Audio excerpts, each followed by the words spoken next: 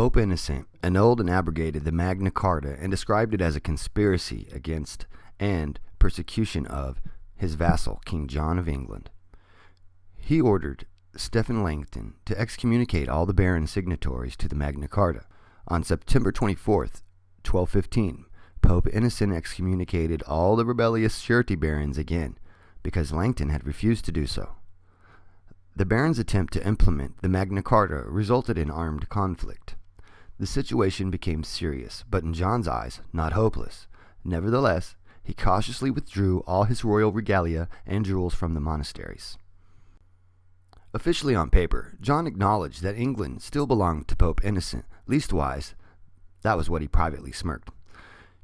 King John was just the Pope's vassal, but importantly, this relegated his barons down in the pecking order to mere undertenants, a very different social and power status, and essentially reduced him to being landless. John retired to the countryside and defended his royal castles beyond, and nominally complied. He released a few hostages and readjusted some of his administrative functions and loyal men. One would normally assume that a wonderful shroud of peace, quiet, and plenitude would settle gently over the land. John had been subdued, but the surety barons had negotiated an instrument which now legalized what amounted to high treason. They, the oligarchy, could present John with any concocted grievances. Unless corrected within 40 days, he could virtually lose his throne. But they still lacked most of the hostages. They still lacked real power. They were apprehensive about John's loyal tenants-in-chief, the real power behind the throne. And John now realized the barons were not about to relinquish London, where they had taken control.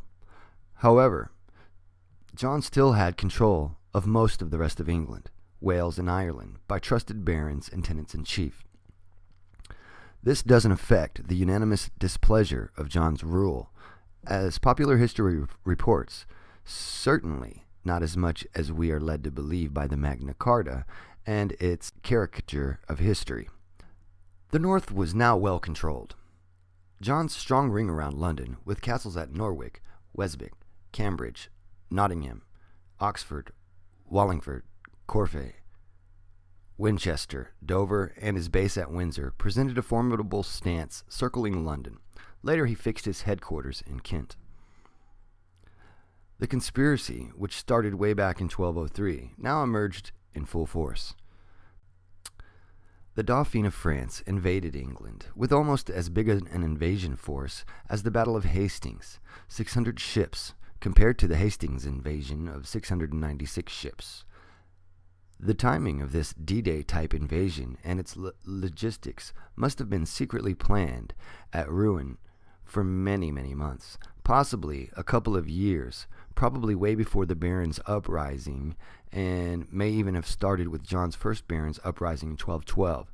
The French landed at Stanhope on May 21st, 1216, despite the wrath of the Pope.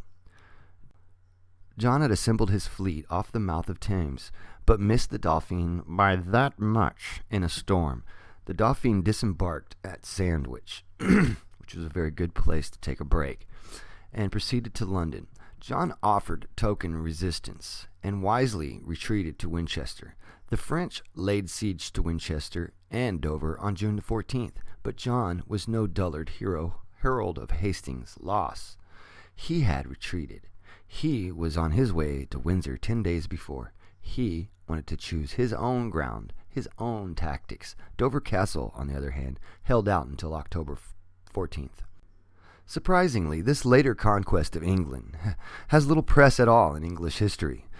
Encyclopedia Britannica calls it, in passing, merely an intervention during John's reign. London and much of the home countries were occupied by the Dauphin and the French army for almost a year. Although nominally still England, it was now French-occupied territory with an army of probably over 35,000 men in place. What happened to this little reported historical fact? It is overshadowed by the gloriously democratic romance of the Magna Carta and all the legal scholastic attention it receives and rightly deserves. The barons were, after all, supposedly the heroes of the English history who had won the day at Runnymede. The family affair. Why didn't this invasion rank right up there with Hastings? It was most likely the fruition of a long-term plan by the King of France, part of the Eld Alliance, to invade England using the conspiracy of the northern barons. Fitzwalter and his clique in particular, and their apparently noble principles as a distraction, a justification, and another popular crusade. Well, in the meantime, here's the answer to the quiz question I presented to you in the first part of this series. With great pomp, on June 2nd, the barons and all London citizenry, the Nouveau Reich, don't know if I said that right, Nouveau, the Nouveau, they can't see, they have no view. The Nouveau Reich gathered and formally recognized the French Dauphin, Prince Louis, at St. Paul's in London as the King of England, crowned him and gave him homage with great pomp and celebration. Since May 24th, the Dauphin had dispatched his emissaries to the north and west. He, the Dauphin now King of England, also claimed Scotland and Ireland, from whom he received fealty from those delegates, probably with promise of releases of all hostages taken from Alexander of Scotland and Lowland of Wales. After all, the King of Scotland might get his 2 daughters back. The French invasion had been very successful. Theoretically, King John was now an outlaw in his own country. However, the Pope, perhaps with some prescience, or perhaps with precise intelligence, reports about the pending invasion of England by the French, had excommunicated the King of France, the Dauphin, and all their accomplices by name. On May 28th, after the invasion, a sentence of the Great Conclave of Rome. The French were about to invade papal territory. The barons had been excommunicated previously. King John continued to rampage against the Dauphin's forces with much success, and the Pope's tacit approval. On October the 9th, he visited Lynn and was feasted by the burghers, not hamburgers. He fell ill, He fell ill with what has been described as dysentery, possibly poisoned. Unwell, he moved north and struggled to Newark Castle. He died October 18th, some say the 19th, and was buried in Worcester Cathedral, robbed of his valuables by the household members in his train. John's son and heir, 10-year-old Henry III, ascended the throne. The regent and guardian of the new king was William Marshal, King John's man and half-brother, who he had appointed Earl of Salisbury and Marshal of all his army of all of England 2 years before. This, despite his treason after the fall of Winchester, he had now apparently returned to John's cause. After John's death, William Marshal, the new protector of Regent of England, recruited and reinforced the already powerful Royal Anglo-Norman army with mercenaries and the many friendly Anglo-Norman barons. He planned to rid England of the Dauphin and all the ambitious French undesirables. Bear in mind, not baron, but bear with me, bear in mind, they were French, not Norman as he was. Nominally a lawyer, he soon learned the military skills. Marshal ran a vigorous campaign against Prince Louis, the self-proclaimed King of England, Wales, Scotland, and Ireland, and his French army, who were still occupying London with our heroes, the traitorous Magna Carta barons, now the acknowledged vassals of the Dauphin and the King of France. In 1217, William Marshal took Sire de Quincey's castle of Montreal. Lord Robert Fitzwalter, and principal instigator of the Barons' Rebellion, who was still in London and had now elevated himself to Marshal of the Army of God, presumably in competition with the Pope Innocent, or at least revealing his aspirations to powerful grandeur. Here is perhaps revealed Fitzwalter's real objectives. He raised an army of 600 knights and 20,000 French soldiers, and advanced on Marshal, Fitzwalter, and the Dauphin, the new King of England, and the Count of Perche. His military commander marched on Montreal. Marshal wisely retreated to Nottingham. The Count of Perche, after finding Montserrat empty but secure, moved his force to Lincoln Castle, another royal castle. Marshall, with reinforcements, now included his own son, William Marshall, Jr., and other apprehensive defectors of the Magna Carta barons who had departed from their surety, promptly advanced on Lincoln and laid siege. The French army and the traitorous Anglo-Norman barons were driven back into the castle. The siege rampaged. Most of the Magna Carta barons and 300 other knights were taken prisoner. There was slaughter enacted by Marshall's superior force and much bloodletting. Some say it flowed in the streets. Others say it was the blood of women and children, depending on which report you read, but that's how it happened in the reporting of war. Many of the remnants of the French army were attacked and mauled on the way back to London from Lincoln by an army which now included the legions of the common folk. The Dauphine's worst fears were realized. The common people, those poor and oppressed majority, were with King John, had been all the time. These were the people King John had been accused of abusing. The Magna Carta surety barons were now landless, without castles, as well as excommunicated, including Lord Fitzwalter, the Marshal of God and self-appointed governor of London. William Marshall retook London and the Tower without resistance, since there wasn't much left of the French army. The Dauphin and his remnant rag and bobtail army were allowed to leave England, unarmed, heads bowed, by a pact signed, very significantly and ironically, at Runnymede in 1217, almost 2 years after the Magna Carta signing. This also didn't get much press. Henry III was now undisputed King of England and would issue his own charters. The excommunicated and abrogated Magna Carta was history, and the status quo with the Church, whatever that amounted to, would remain for another 150 years until the advent of Henry VIII, the dissolution of the monasteries, and the Reformation. So endeth a window in popular history, distorted by romance, fiction, and religion, but now told with a different pen. What was it all about?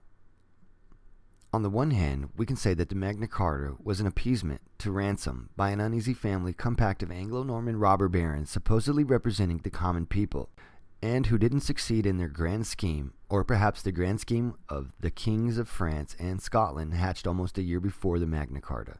But it was also perhaps an ancient culmination of a family feud between the royal houses of Scotland and England, or Normandy, and the barons merely their willing agents or accomplices. The common people had little participation. On the other hand, with equal force, we can claim it was a noble expression of the lofty ideals of a man and the basis of democratic principles. At the time, the real cause had little relevance, except perhaps in King John's eyes.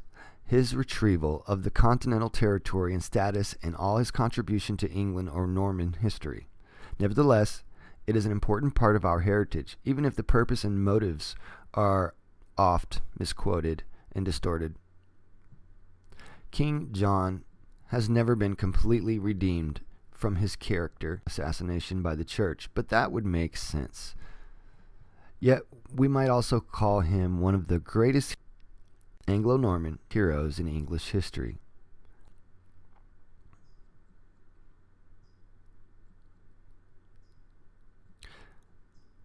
If John's brinkmanship had not succeeded, England might now be French or even German. World War II might have found Europe totally capitulated to Hitler. The Magna Carta, a heap of smoldering ashes in a world of fascism.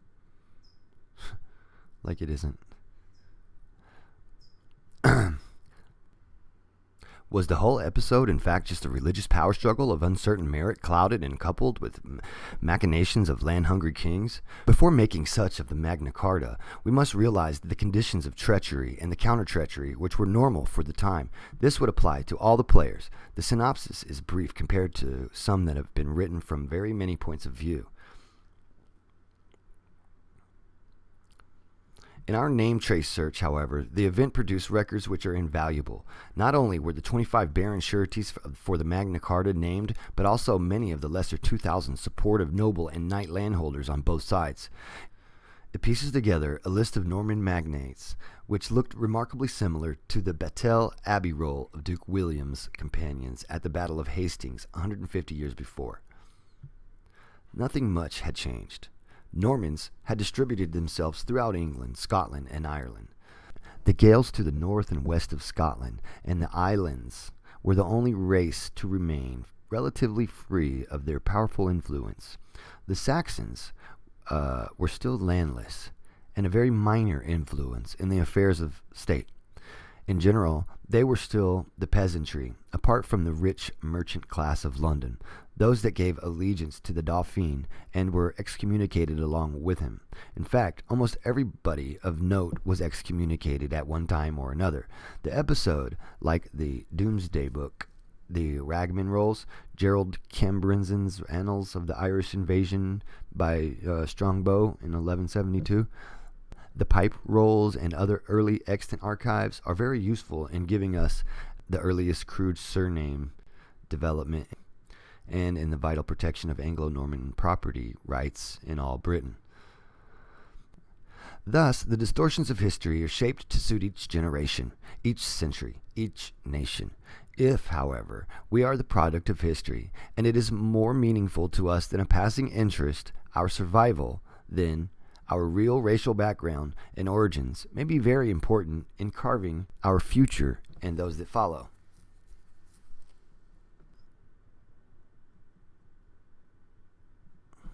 Surety barons, for the enforcement of the abrogated Magna Carta, all excommunicated by the Pope Innocent.